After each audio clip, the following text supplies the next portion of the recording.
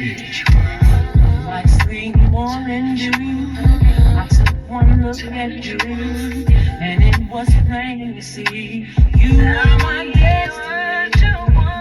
You have been my time. April the 10th, 2026. Move out the way.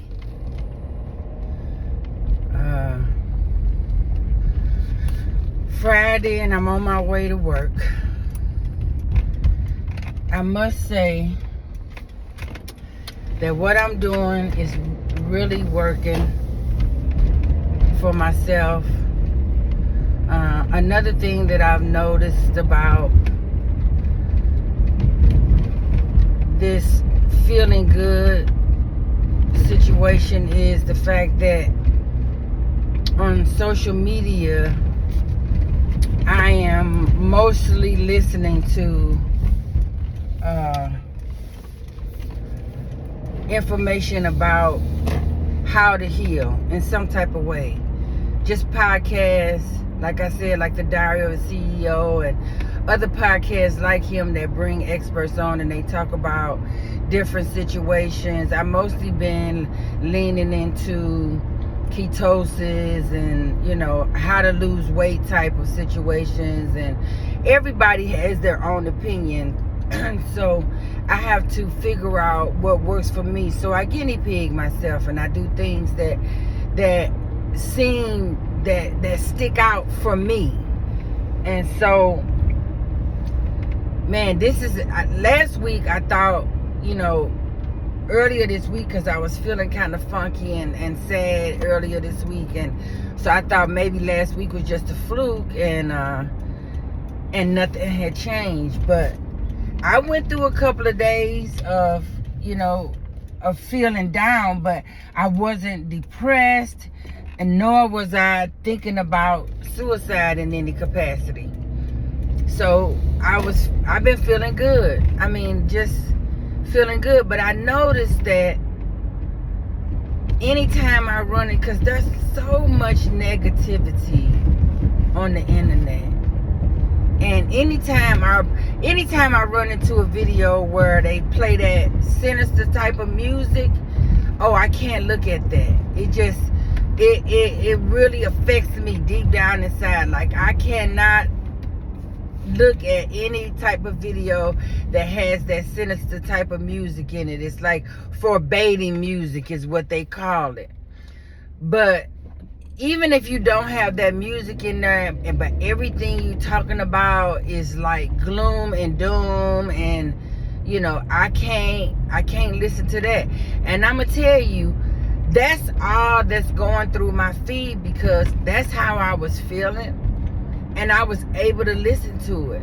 Now, I still couldn't really listen to the ones with the bad music for whatever reason, but I was listening to everybody else that was saying all these different things that was just making you feel like, you know, why are you here? Like, why should you be here? And, you know, just like all this, just the negativity. The algorithm is set up in a way that whatever you're drawn to, that's what you're going to get, which is not cool, because you should be able to see other things. You know what I mean? Not just the things that you are currently attracted to. You should see other things, because if you can see and listen to other things, that may be able to snap you out of the mood that you in. It's like that situation, you know, with Chili from what you call it. Everybody just like dogging this girl out because she wanted to vote for Trump, and she supported Trump. Whatever her reasoning for supporting Trump, that's her reasoning.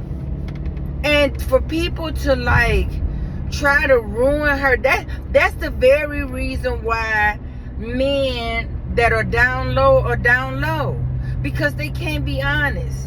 They can't be truthful, because they are going to be ridiculed and outcast by the majority, which is like truly unfair. And then this affects everybody that they come in contact with, because They hiding who they really are.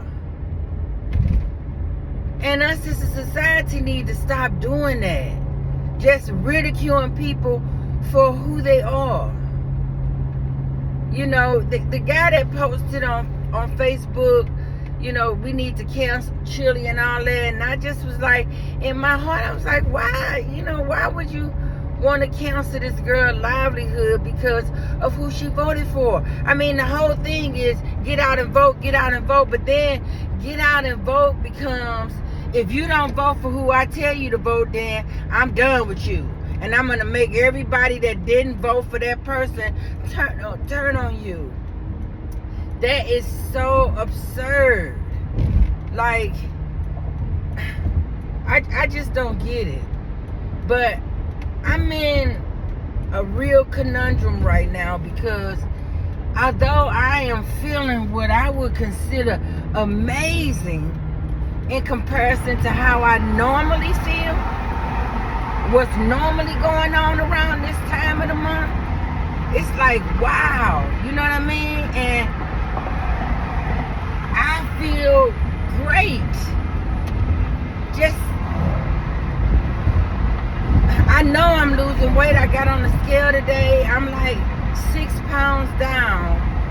And it's only been like 2 weeks that I've been doing the whole sardines and just eggs situation and pretty much not eating much after I get off of work. And I'm learning more that, you know, the whole time that I was calling myself not eating meat, that you do need some protein in your life, but it don't have to be certain types of meat, but you do need the protein because the protein is what makes you feel full. You know, because when I don't get enough protein, then I start snacking and I want to eat something else and I want to eat something else.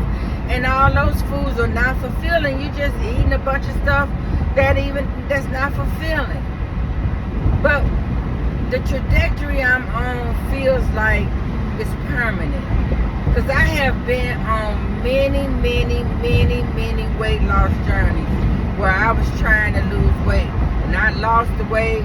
And then as soon as I lost the weight, you know, I started going back the way I was. I gained the weight right back.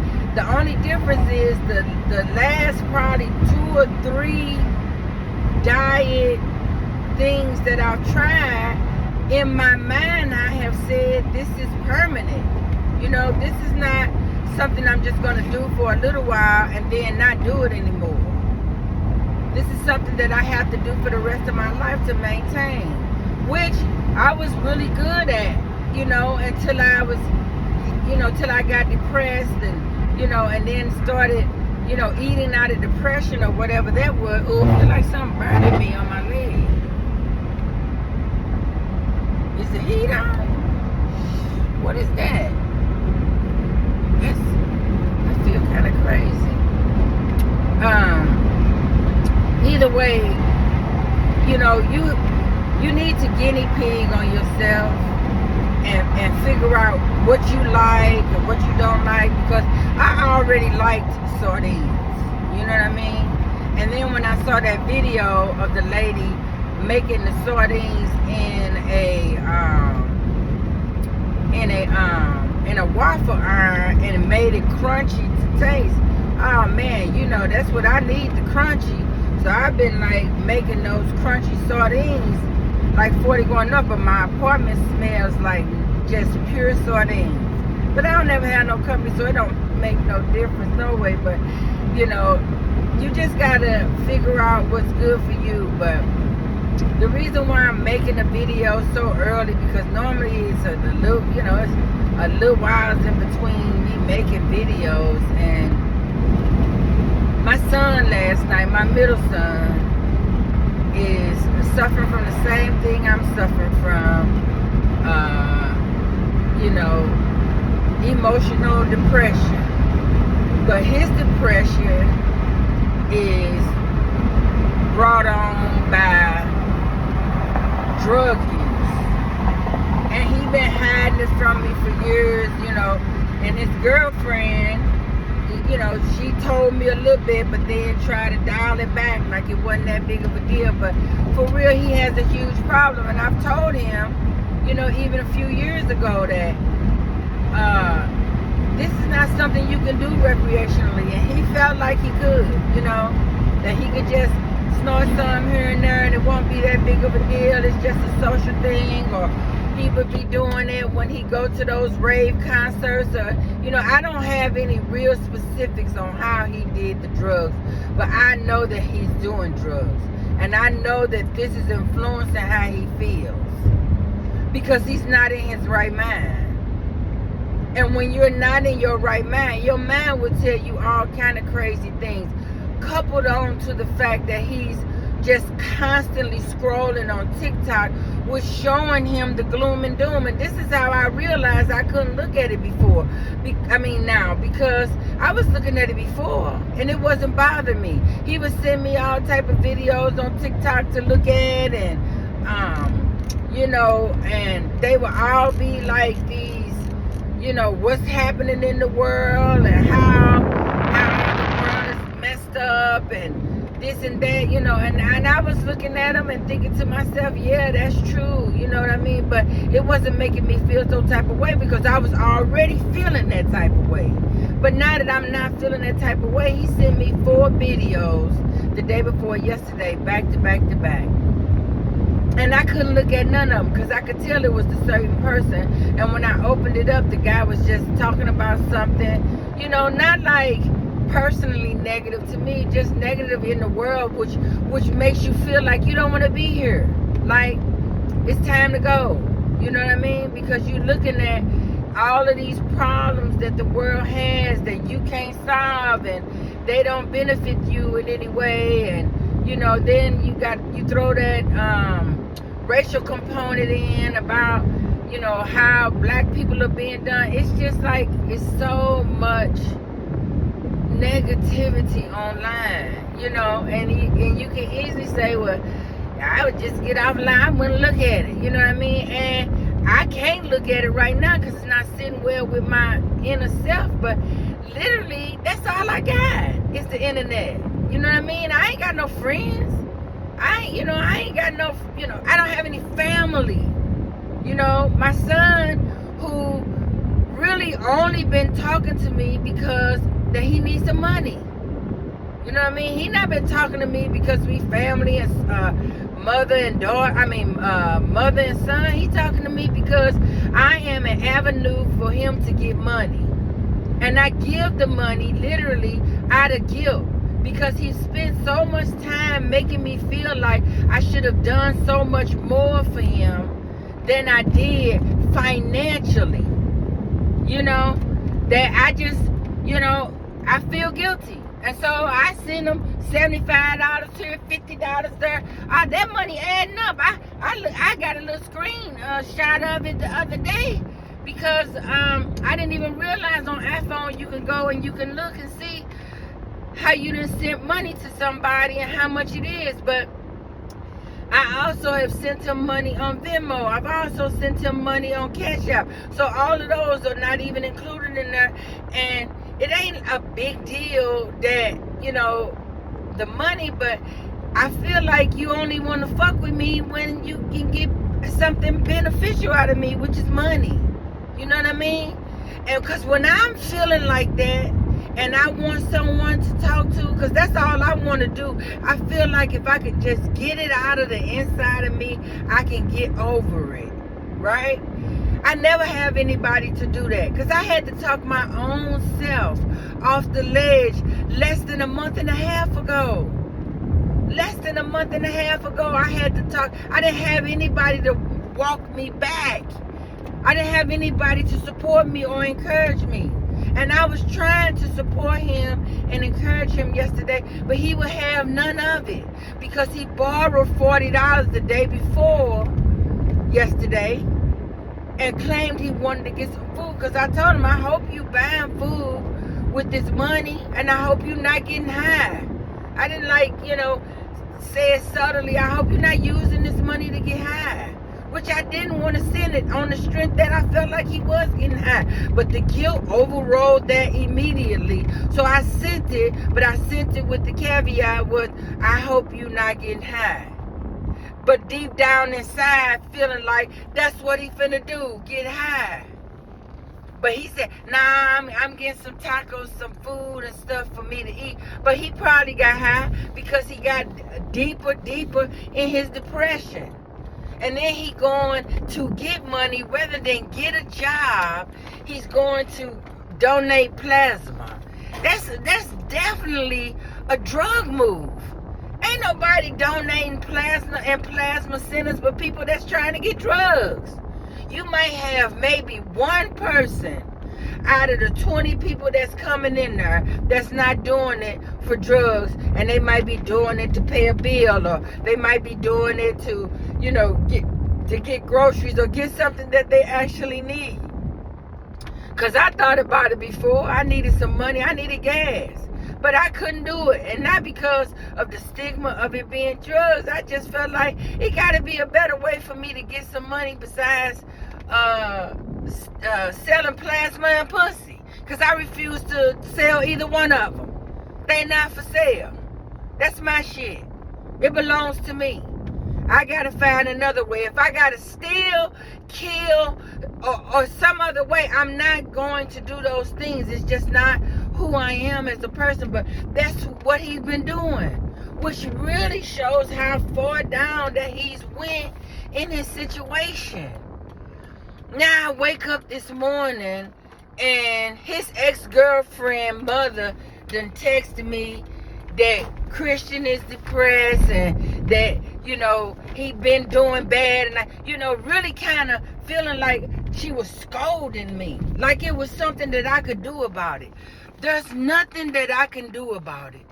I tried to talk to him. I've been telling him and trying to get him to do certain things. He has scolded me and talked to me so crazy in the process of all of this. Like, why do I need to be treated like this because it's something that you're doing with your life that's unsavory? I wish I could save my son, but I'm barely saving myself. And that was the whole thing in the nutshell when I started having kids. I was not being able to take care of myself mentally and emotionally, and wanted a man in my life so desperately that I was willing to do whatever they wanted, which was what they wanted was a kid from me. I've been married 3 times. And each one of those marriages produced a son that I did not officially want. I wanted that man. I wanted him to love me. As soon as that child came into play, everything changed.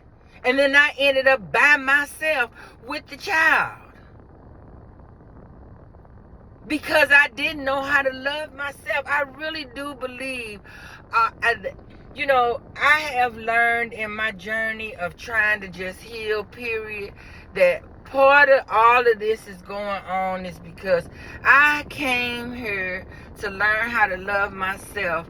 And putting myself first is the hardest thing in the world to do. But I have to do it. And I'm going to do it. Because I don't have any other choice. And I need to stop worrying about what other people think about what I'm doing and why I'm doing it. Because that's another thing that stops me on my journey 99% of the time, worrying about what somebody else think. Because, baby, that text from Tracy this morning would have normally sent me off on the deep end. It's not sent me off on the deep end because I still feel like I'm on my journey, and I have to keep on my journey no matter what happened last night, because there's nothing I can do about it. I have to learn to love me the way that I want someone else to love me. And I'm headed that way. I'm truly headed that way.